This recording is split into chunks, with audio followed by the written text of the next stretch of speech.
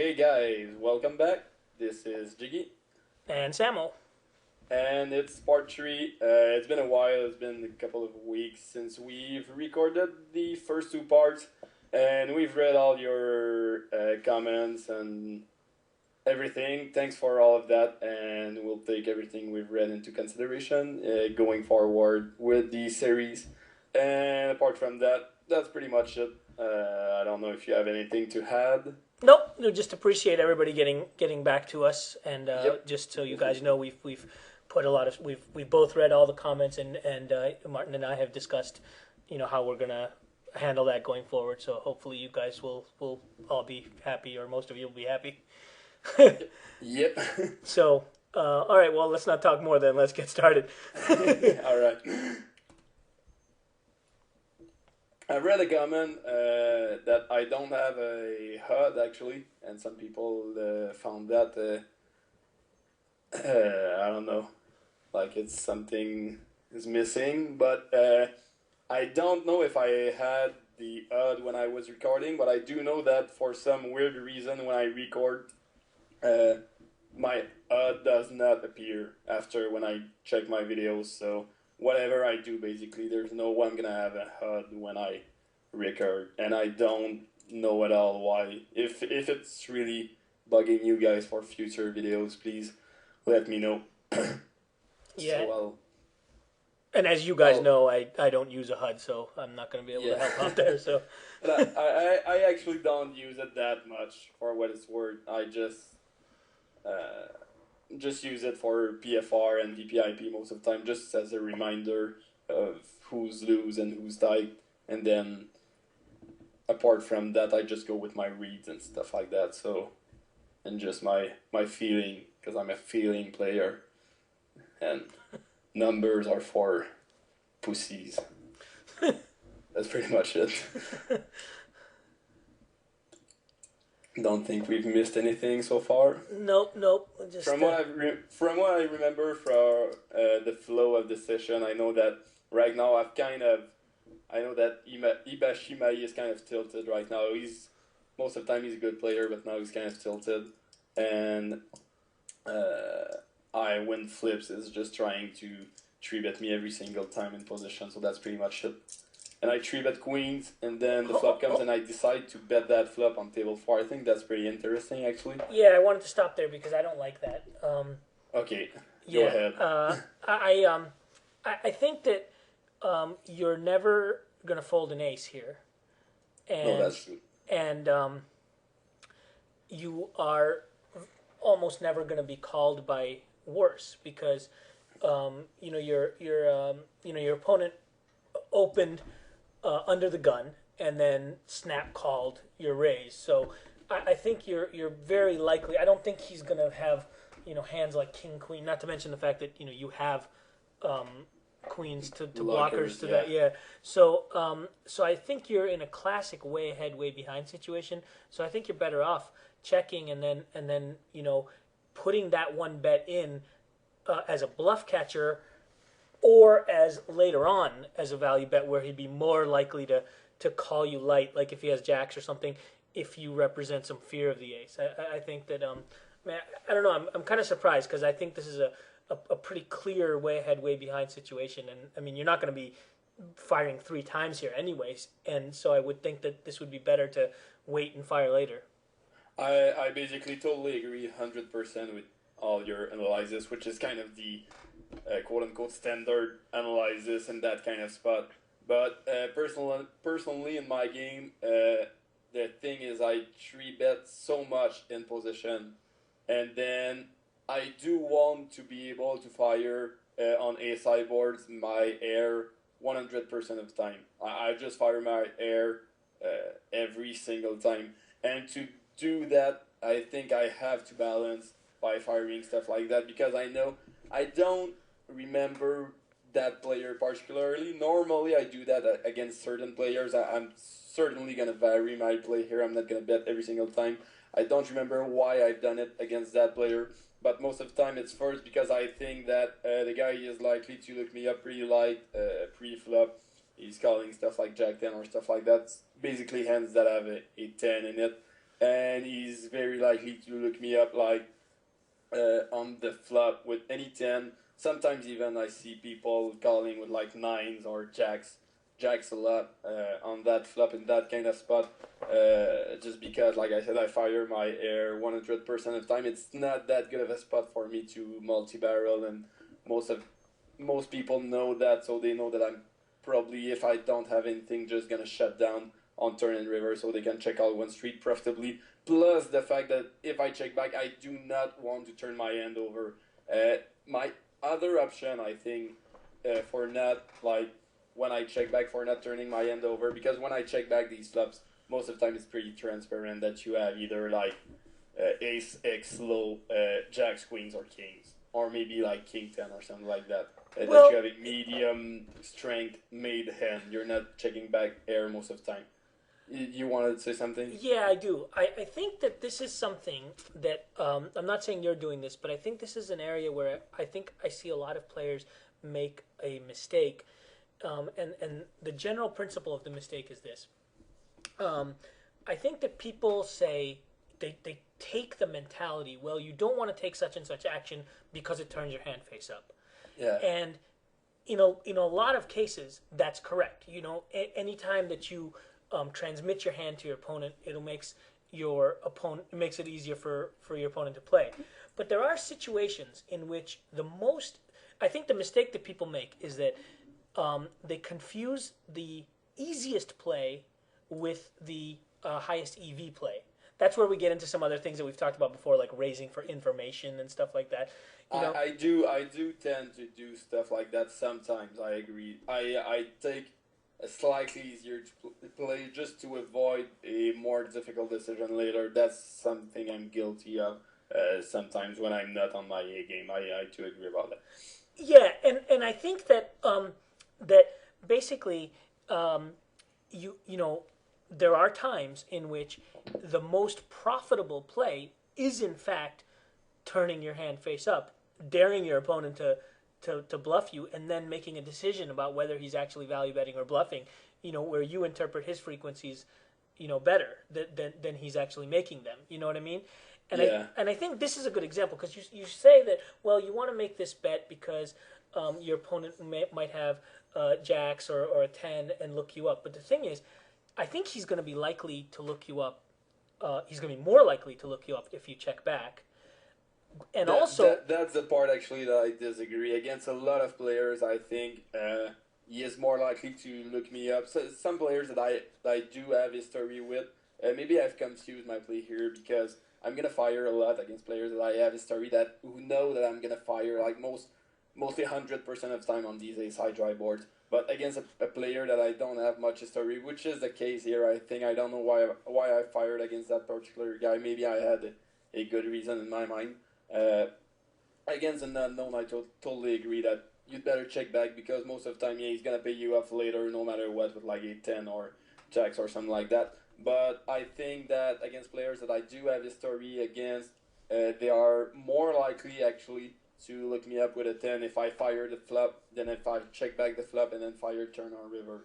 Just because they're gonna put me on the end that I do have, because they think that I'm gonna be firing my air like 100% of the time. That's something that, from my experience, I think is very true. And sometimes I pull out the bluff. I go level above, and then I just don't fire if I have nothing on that flip, and then wait for turn or river, trying to represent like a weak ace or something like that. But that's something like totally metagame and historic relevant, so it's pretty tough to apply, but you have to be able to recognize that stuff as well. Yeah, and I guess it becomes a thing of balancing, because for me, Yeah, totally. I mean, I'm not the way that I balance. I guess from what you're saying, the way that you're balancing is that you're always firing.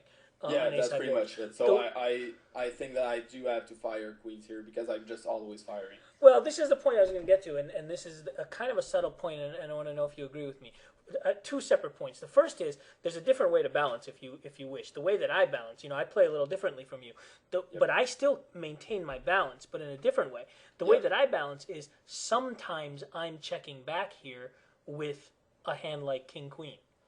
Yep. You know what I mean? So it's still air, but it's and sometimes I'll have goofball hands that have like weird gutters, like 2-3 or something like that, and I'll check back. So I'm not on, but that allows me to then play for sort of either pot control or inducing a bluff if I do have a hand like a weak ace or pocket kings or something here. Yeah. So that's point number one, is that there's different ways to balance, and you do it one way, I do it another, and those you guys watching this can see which you should always be balanced, but the way that you balance can fit into the realm of your game differently. Yep. But the second point that I want to make, and I want to know what your opinion is, you are always betting ace high boards, you're saying, but a lot of the times when you 3-bet, you're going to have an ace, and a lot of the times you're going to have an air. You're going to have air. So an air. Yeah, an air. An air or something else. Are you making fun of my English now, Jiggy?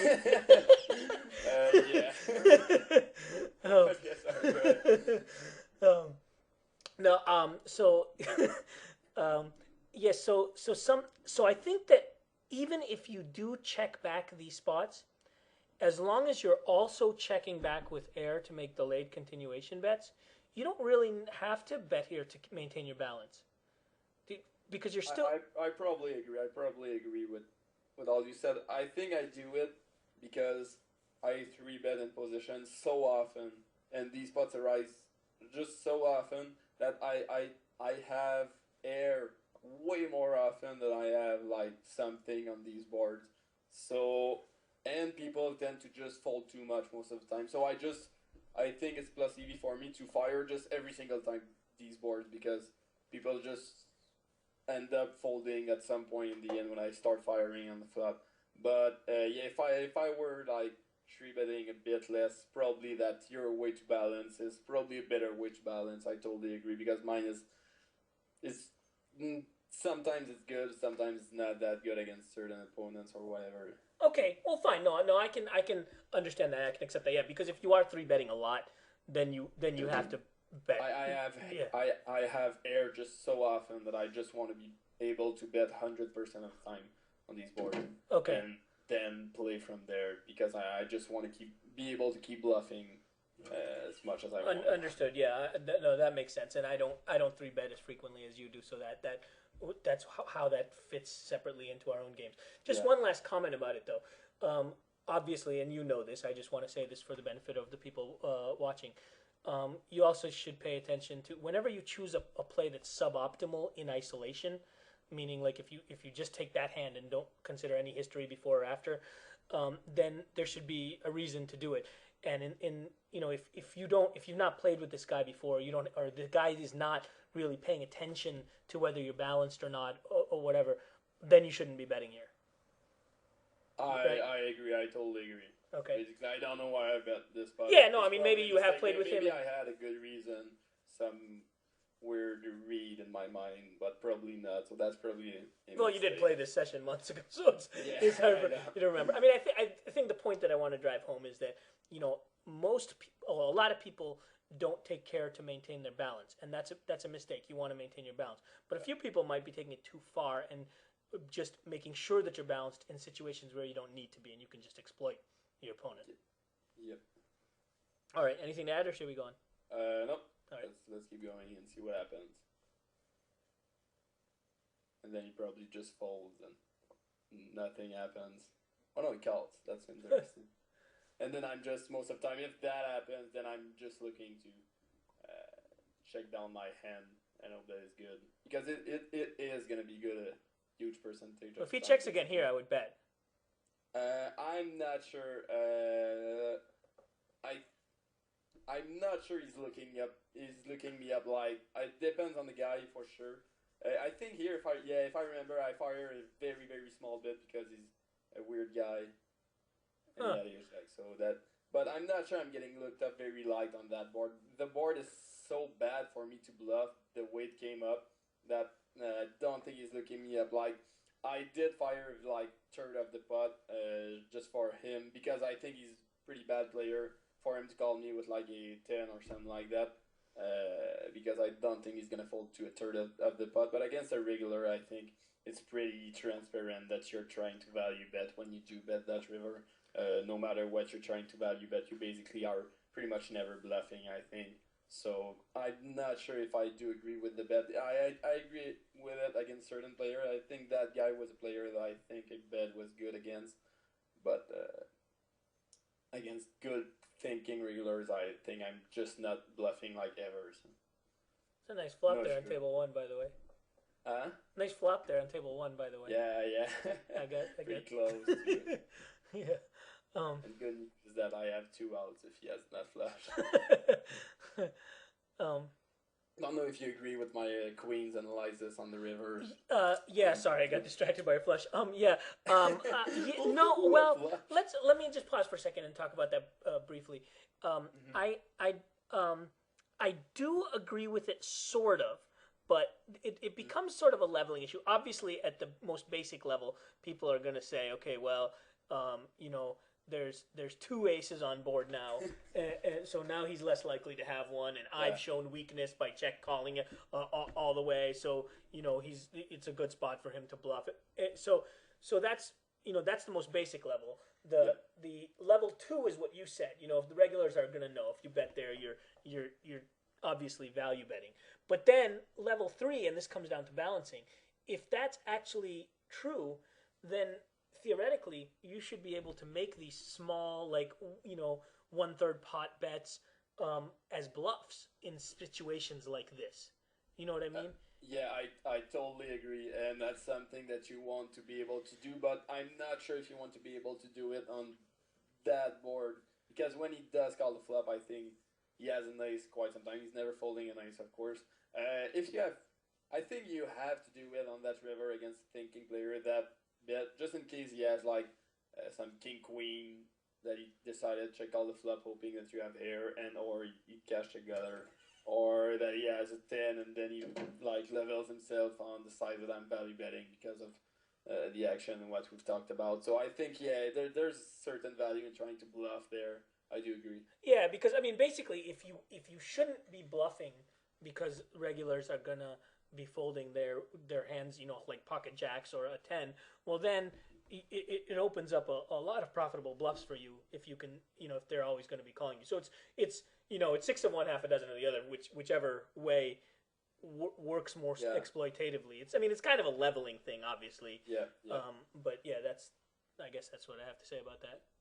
And I probably, all in all, in the end, I probably just lost more because I did bet the flop. If I don't bet the flop, I probably get in most of the time 1 bet on either turn or river. I just most of the time called 1 bet. Right. And I might have saved myself the $50 by not betting the river. But against that player, I think I did have some 10 value to get because I think he was more of the type to tell himself that there are 2 aces on the board. So I'm less likely to have it, and that's pretty much it. So he called me pretty light. But yeah, I'm really not sure about the way I play that, and I'm gonna play it that way against certain players and never ever against some other players. I don't know why I've done that in that spot, and when I don't know why I've taken a tricky line. Most of the time, it's not a good idea. When I do take a tricky line, most of the time you want to be aware of what you're doing. You want to know why you're doing something weird. Yeah, another thing too is you explain your reasons why you want to bet that all the time. It makes a lot of sense. But another alternative line that you can take, a lot of times if you check back the flop, then you can bet on the turn if it checks again. But sometimes what I do in situations like that is, especially if I know it's the kind of player that I'm not going to bet twice with, say I have pocket kings and ace flops, and I'm only want 1 bet, I'll delay the bet all the way to the river. And then I get... Yeah, that's something I am going to do sometimes as well, yep. Yeah, and then, you just check back the flop, check back the turn, and then you do get looked up light or induce bluffs pretty often, Yep. And I'm going to do it as a bluff sometimes as well, trying to represent exactly that. So, yeah, that's like you said, it's all about balancing and leveling. I think that kind of spot to find the exact plus EV optimal line. It's not going to be the same from one player to another and from one game flow to another. It's about balancing and leveling, and that's something you want to be able to do to recognize when it is good, when it is not. That's pretty much it, actually. Yeah. I mean, the key is there's a way to play a hand that's optimal in isolation if you're only dealing with that hand, and there's a way to play the hand that's optimal when considering the entire body of work. Yeah. And in a hand like that, it's indisputable that the correct play if you deal with the hand in isolation is to check back the flop, and then possibly bet the turn, possibly bet the river, whatever. But the flop is the correct place to check back. It's just a classic beginner's way ahead, way behind situation. Yeah, exactly. But like you said, there are plenty of other deeper reasons in which you deal with your entire body of work that it may or may not make it the correct play to deal the way you did. And I am guilty of sometimes trying a little bit too hard to be tricky or whatever for whatever reason. Which is sometimes a good idea, sometimes not. It does make me very difficult to play against because I'm harder to read most of the time. But I'm just gonna do mistakes myself sometimes because of that. So yeah. And again, it's like I mean, obviously your results speak for themselves, but sometimes one shouldn't make the mistake of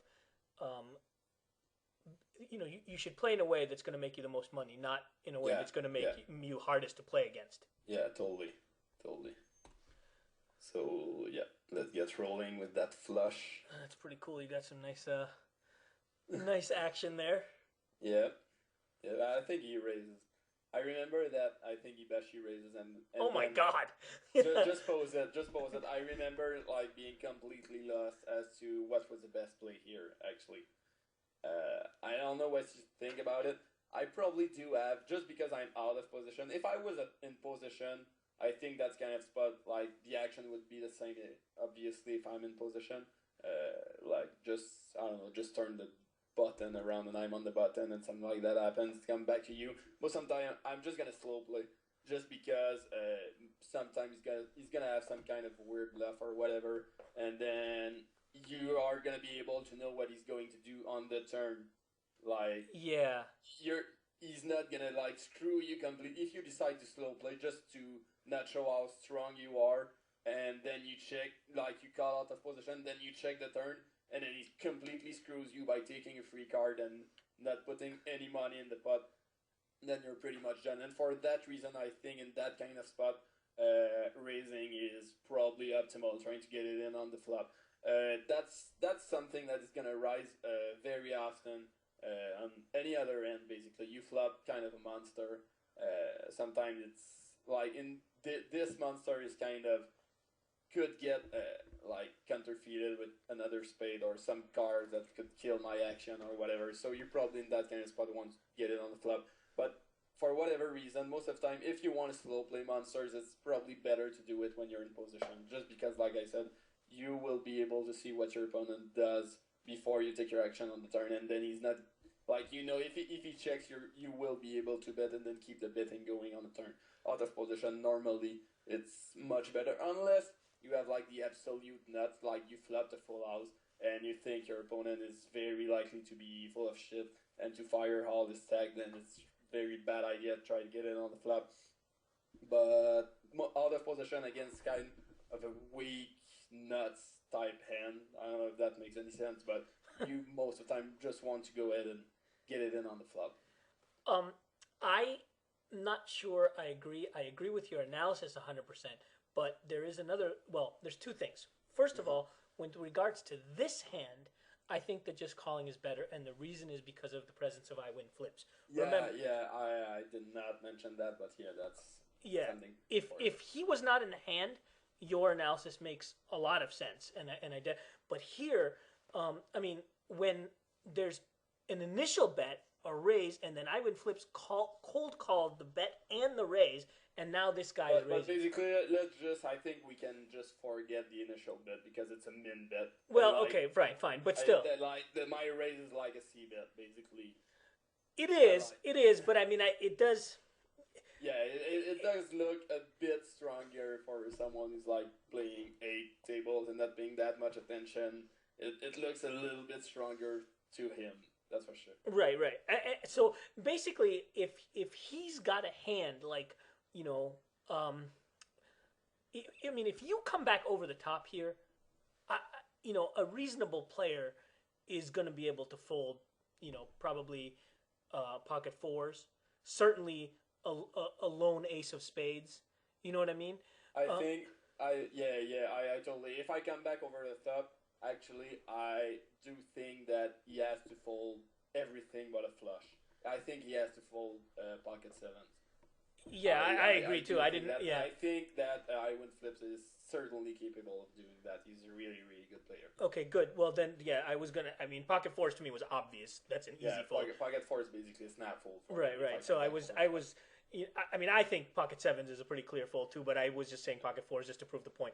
The thing is, if you just call here, you allow I win flips to go crazy with something like maybe with the lone ace of spades, or just a set in which he just says screw it, let's get it in and hope. Yeah. You know what I mean?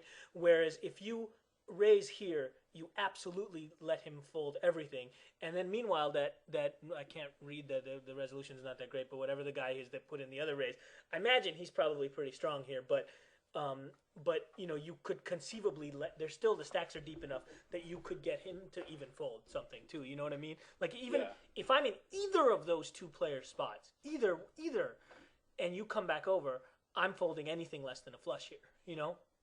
Probably. Yeah, go ahead. Yeah. Just finishing. Now this is, so that's my first point. Now here's what I wanted to say though about, let's assume that I win flips is not in the hand. Now the analysis that you were talking about slow playing being tougher when you are out of position, because he can do that and then just rock your world by taking a free card or whatever, and then you're screwed. Do you go for a check raise on the river? Do you bet the river? What do you do? So on. But there's a cool line. I use it a lot in these kind of situations. It's unorthodox, which, to begin with, it's good to use lines that people aren't accustomed to, and just because they tend to not play well. But even aside, I think it's a very good line here, would be to just call and then lead the turn. You know what I mean? Because it doesn't look like you have a flush. It looks like you have a strong hand that wanted to make sure a fourth spade didn't come before you. You know what I mean? Yep. And I think that once a person who has raised now sees you play, you look a little bit weaker. And when that happens, in my experience, they tend to sort of go crazy. And it's not a line that people, you see very often, where you either check call or bet and get raised and then call and then lead the turn. It's a very uncommon line, but I mean, I use it to very good effect a lot in my game, and I think I think this would be a very good spot for it. I think actually I probably didn't even think about that line, but because I don't think I've ever used it, to be honest. But I think this is a perfect spot for it, because if I do call, like most of the time the turn is gonna break. Like most of the time, I think if I call and then I fire the turn, he's gonna stack off with any set 100% of the time if I play it that way. Exactly. Which you won't do if I just come back over the top here or whatever else. So I think this is a good way to play the end, just because he's gonna stack off with his sets. Right. Which is what we're looking to in that kind of spot. Right, and then also if the board pairs or a fourth spade comes, you can then check and see what they do, because remember, if they don't have the full house, if the board pairs, or the nut flush if a fourth spade comes, now they have to be worried with the line you took. They have to be worried that you have it when you check and you're going for a check raise. You know what I mean? Yeah. So that's why I think the best line here would be to call this. Obviously, hope that I win flips goes over or does something crazy, and if he folds or just calls, then you lead a brick turn and then check an unhappy turn and then react to them. Yeah, I basically totally agree. Very, very good read of the situation. I did not think about, like you said, Carl, and then leading the turn. One thing that I do want to point out that I makes me, since I did not think about leading the turn after calling, I because I win flips is so good. He's like probably the best triggler at this limit. He used to play higher. Even if I call here, I know for sure that he's folding pocket fours and sixes. He's like snap folding them in my mind. The only end basically that he's gonna go crazy with if I call is like pocket seven, which is not like going that crazy. So him being him, I think there's less value in like calling and hoping that he does something stupid. If he was somebody else, I would totally agree, and I would probably, if he was like a fish for sure, or like some weak regular, I would totally agree that calling is better because he is there. But him being him, like I said, he's able to recognize that when I call this spot, I mean, I'm just horribly strong. I'm almost stronger than if I come over the top. Because if I come over the top, I could have something like aces with the ace of spades or something like that that decided just not to fold because there's so much money and I have too good equity. Or like ace five with the ace of spades or something like that. So if I call, he knows that I minimum have a set. So he's folding fours and sixes for sure because of the guy behind. So basically, yeah, him being him, it's not that worth it to just to slow play the flop. That's pretty much just what I wanted to add. Yeah, But no, that play makes the play sense. is good. The thing is good if it's not a a good player who's able to make these big folds. If I Sure, call. sure, and make the big fold even if you just call, which Yeah, which is exactly. an important part of that analysis. Yeah, Yeah. I just want to add something. This is sort of like a general point, and I'll go and I'll say it kind of quickly. And I just touched on it a second ago because I don't want the discussion to get too long and then get yelled at by everyone again. But I would recommend to you one thing that I've noticed, in our time working together, is that you every time I've brought up some unorthodox lines, um, you just have said that they're not really part of your arsenal. For example, in this case, calling and then leading the turn. Another thing I remember is when we were doing the Samo visits the doctor series, when I had talked about when you've got like a medium strength hand that can stand a raise but not good enough to check raise, where leading into the pre-flop raiser. You Yeah, remember that? it is more in my arsenal. It's like less tricky than.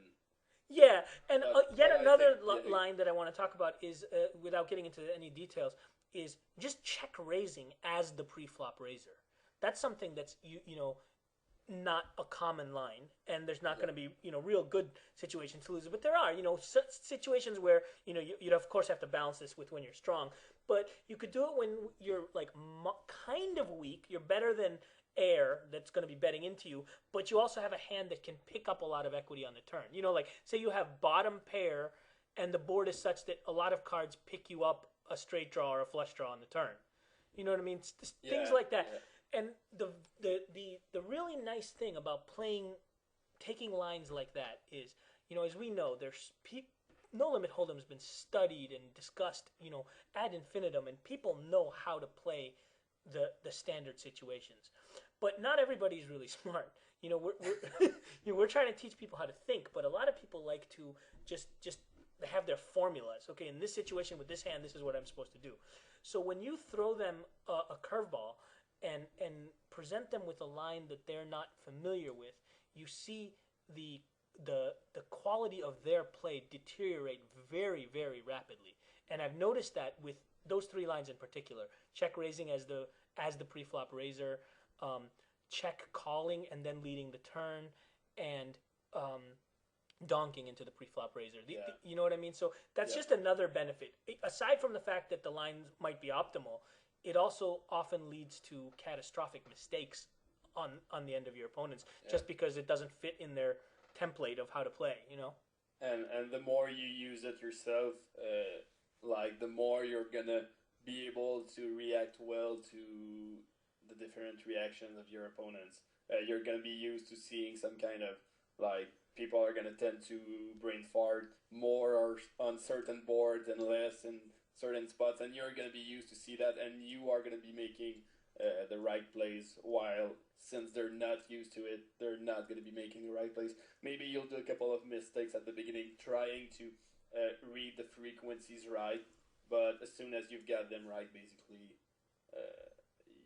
you just gain a significant edge. I totally agree with basically all you've said. That's very, very good advice. Cool. And I do use the check raise on flop as the initial raiser sometimes, but I have to admit that I need a lot of history against someone. I'm basically never using it against an unknown because I haven't used it that much, so I wouldn't know really how to react myself to anything. That's probably something that I should work on and then be able to react more because I'd be able to read frequencies, like I said. But I use it sometimes when I try to be tricky against regulars with for whatever reason. Especially the ones that are just going to auto bet when you check to them. You know? Yeah, exactly. That's the guys that you want to be targeting. I'll give you like a good example of a flop that I might like it. You know, supposing you have 6-5 of diamonds, and you raise, and the flop comes down 8-5 king with 1 diamond. Now, that would be a cool spot to check raise because what happens is immediately they're going to fold all of their air. Yeah, if they decide to call, then so many cards are going to pick you up either an open-ended straight draw or a diamond draw, and then you have enough equity to keep firing. You know what I mean? So it's stuff like that. I mean, it's we can get into more detail if we actually encounter such a spot, but I just wanted to bring that up as yet another spot that's not really been explored as much as some of the standard spots. And like you said, you made an excellent point there about as you start incorporating that into your game, you start developing the experience in these unorthodox spots that your opponents don't have, and that becomes a massive advantage because you start getting a feel for when they're screwing up or what they're doing, and they don't have an idea of what you're doing. And I totally agree. I love the both plays that you've just discussed. But I just want to point out that just don't go crazy, people, with all that. Don't try to do it on every flop. That's not like a standard play. That's something you want to have in your arsenal, but that's not like its standard line. Don't start check raising every single flop as the initial raiser after hearing that conversation. But that's something you do want to have in your arsenal, and that's something that can put you apart from mediocre regulars to one of the top regulars. I totally agree. Cool. So yeah, let's see what happens. Let's see what you did here. I think I just shipped it, if I remember correctly. It's been a while. I remember tanking for a while and then thinking about everything we just discussed. And then getting snap called by the nut flush and then hitting your 2-outer, right? Yeah, something like that. That's probably what happened. Well, as long as you're not against 10-5 of spades, you're okay. Yeah. That would be sick. That would be so sick. No out at all. And I remember, and then I write in the chat 2 out. As soon as I see that he snaps me with the ace-high flush, I can just type enter and then. Yeah, that's funny. Always thinking, huh? Even with your chat. Yeah, and then I turn a set on the other end just because I have the nuts every single hand I play. And I remember I went flips making a pretty big fold. I think he folded a set. I don't know which one. I think he writes it in the chat. And pretty interesting spot on table 2 as well. What was the I was watching table 1. What was the action before the turn? Oh yeah. In a higher flush. Don't think I can get away from this one. Straight. On table 2, the button raises. We both call in the blinds. Flop, check, and then I fire the turn, and that guy raises. Yeah, I think this is I think it's a standard spot to re-raise because I think that just simply you're because of the nature of the board. If you look at that board, he's gonna have a lot of draws. That's what I was about to say. If it was like a drier board, you might want to just call and sort of be careful or something, Yeah. I played a hand just today actually that kind of sucked. I was we were pretty deep. We were 300 big blinds deep, and I called with pocket twos, exactly this hand in the small blind, and the flop came down ace 10-2 with a flush draw, and I went for the check raise, but he didn't bet, and then the turn was a 4, and I led into him and he raised, and I ended up getting a lot of money in because it was just so likely that he was doing that with a draw. The 4 also brought 2 flush draws, and it turned out he had pocket 4s. Wow. And then you all get it on the turn. Yeah, but I mean, I think the key, of course, is that given the 2 flush draws, it really adds a lot of merit. He's going to have that a lot of the time. And we just seen that I looked at what he had, and he had queen 10 and decided to call me down. So yeah, I saw that. Type of player, of course, re-raising the turn, no matter if there's a flush draw or whatever. If he's gonna call you down with queen 10, then just fucking re-raise the turn and get it in some point. Just because the flop went check, check, check, he does not believe that anybody has anything. So that's certainly a re-raise on the turn.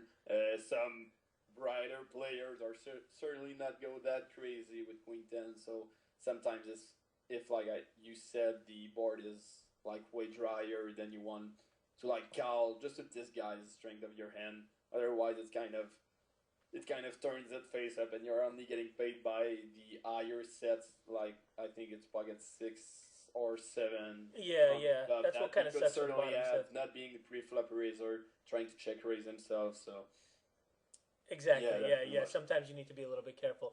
Although, of course, you can keep in mind that the guy called you down with queen 10, but that might be because he put you on a draw. Yeah, exactly. Because of all the flush draws, that's probably the reason. I still don't think that it's a good call down. I still think that it is very, very optimistic. But he probably put me on the draw, like you said, because there were 2 flush draws on the turn. And for that reason, you certainly have to re-raise on the turn. Right. And he shouldn't have raised if he can't get away from that hand, he should have just called your bet on the turn. Yeah, on the turn, obviously. I don't really agree with his raise because apart from a draw, I mean, I'm gonna fold any weaker queen, any one pair, whatever. I'm just gonna call in with like king, queen, ace, queen, sometimes queen, jack because of the draws, and then reevaluate on the river. I mean, the raise isn't terrible. The raise isn't terrible if draws are a big part of your range there. But then he's got to be able to have be able to fold if you re-raise. Yeah, obviously, of course. The reason I paused the video is here. You raised. It folded to you on the button, and you raised pocket 3s, and then folded to a re-raise from the small blind. On which table was that? Table 4 was the last hand. And when I saw that, I paused. I missed it. It was we can back up the video if you want, but that's all it was. It was you. Okay, you were on the button. I just want to see the exact amounts. Okay. Exact stack sizes. It was 100 big blinds deep. And so but the exact size of his. Oh shit. Okay. Of his re-raise. Yeah, go ahead. Yeah, there it is, right there. And you just folded this, and Okay, 244, and I fold. What do you think about that? No, I would call this 100% of the time. Because the 3s are, you're going to be raising with such a wide range on the button that, I mean, I think again, and you're going to have position throughout this hand. I think that, you of course, if he's big, you have the possibility of hitting a set, but then you have so much more there. And he didn't make he didn't make a terribly large raise, and I feel like I wouldn't necessarily recommend this call to everybody, but if you can make decisions better than your opponent here, and you have the positional advantage, I don't know. I feel like you're giving up EV by not continuing with this hand. Basically, I'm gonna call sometimes, and I'm gonna fold sometimes in that spot, and here are the factors that are either gonna make me call or fold. First, deepness, of course. Here we're exactly 100 big blinds deep, so that's closer. If we were like 120 big blind deeps and up, I'm certainly calling for obvious reasons. Now, a quick interjection here. Of course, when I say that I would call this 100%, it's not because I'm just trying to flop a set. Like, obviously, if that's the case, you can't call because people are going to be re-raising with enough stuff that you can't count on stacking them every time you make your set. Yeah. So. But I just think that, again, I'll let you speak. Go ahead. Other reasons, apart from deepness, is going to be if I have a good read on the guy, on his tendencies post-flop in that spot.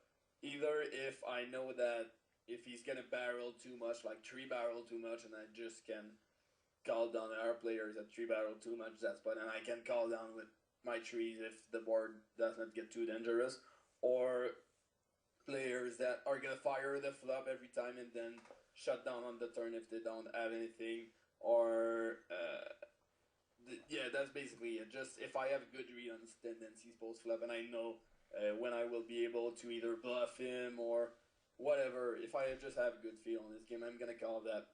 And the last reason was if I have good read on his game pre-flop as well, if I kind of know what type of hands he's re-raising, apart from the obvious ones. I don't know if he's re-raising suited connectors and stuff like that. Basically, here I don't have any info on this guy. I tend to think it's a regular because he bought in for 100 big blinds and his re-raise is kind of a good amount, so he's probably a regular. I've never seen him before. But against a regular that I don't have any clue about how he's gonna play, if he's gonna 2-barrel sometimes, 3-barrel sometimes, or never ever, if I can call the flop profitably or whatever, since I'm not deep enough to just call and try to hit the set, I don't think I can play that profitably. Against a lot of player, I know I can. Some players, I have a good feel about their games, but I feel that they are just too balanced and too good. The top regulars at my own limit that I play against, like every day, there are players that I'm just gonna fold that spot because like they are, like I said, too balanced for me to play that profitably. But there are players that are not balanced, so I'm gonna like try to exploit that and such that you can make decisions. That. Yeah. So that's pretty much all the stuff that I'm looking at when I'm debating on whether calling or not.